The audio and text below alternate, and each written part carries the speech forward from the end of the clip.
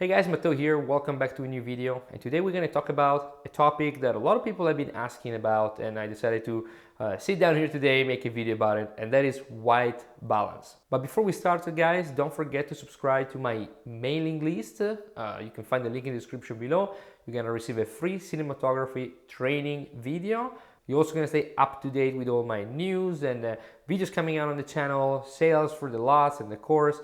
And don't forget, you can also sign up for my online course, and you can find it at batteryacademy.com. But let's just jump into the video, guys. This is the approach that I have to Blackmagic cameras, Red camera, Sony camera, Arri camera.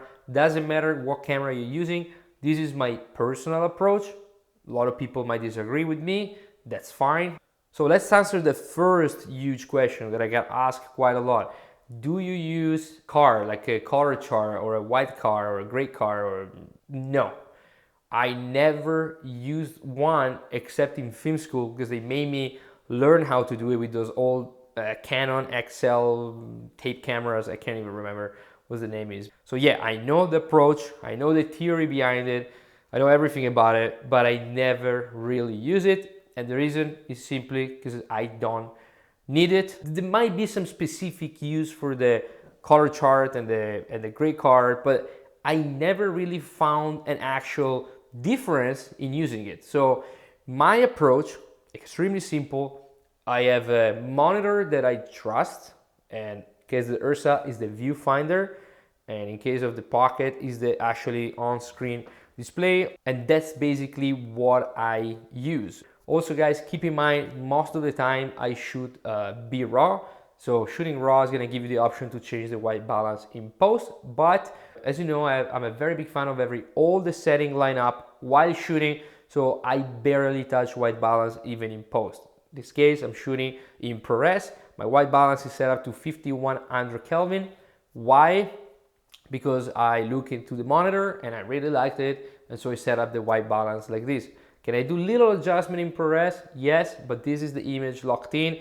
I'm gonna put a lot on it and basically upload it on YouTube because I really like what I'm seeing. There are a lot of color lights theory where if you're shooting in a tungsten environment, you need to put your white balance in the camera to tungsten. But see, this is where the big problem for me comes in.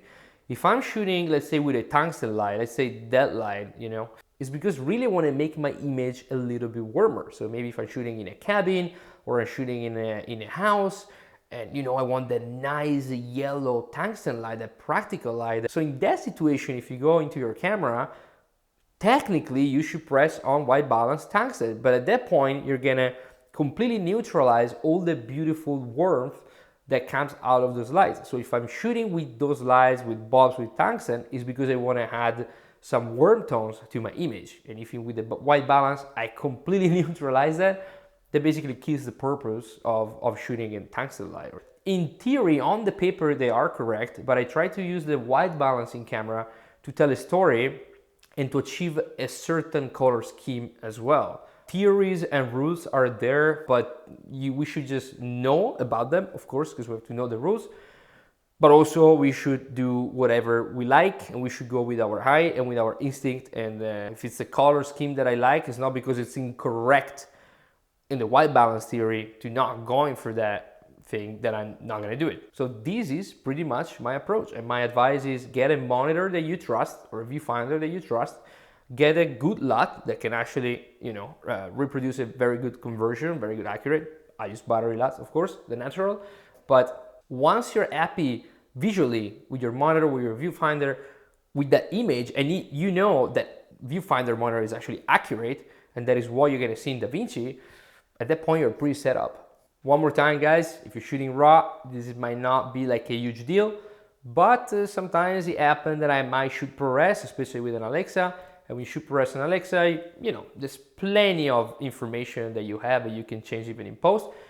But yeah, you can't completely adjust your white balance, so be sure that you're not screwing up when you're shooting ProRes. Just try to nail it. You don't have to nail it perfectly, but you have to nail it to the point where you can do some micro adjustment in post, even with the ProRes, and it's gonna be totally fine. Another topic with the white balance is also the tint. So as you know, the tint, you know, you go up and it goes on the magenta, you go down and it goes on the green. My tint is usually set up at 0 if I'm in a forest, if I'm in a wood, and it looks very green in camera. Even if I know that I can switch in post, because I'm shooting B-roll, I correct it into the camera. So super quick video, guys. This was my approach to white balance and tint, pretty much. I just trust my eye and I go with the flow. Don't go too crazy about it. I don't overthink too much. I don't use any car, never use it. And I hope you guys found this video helpful. And thank you so much for watching, and I'll see you in the next one.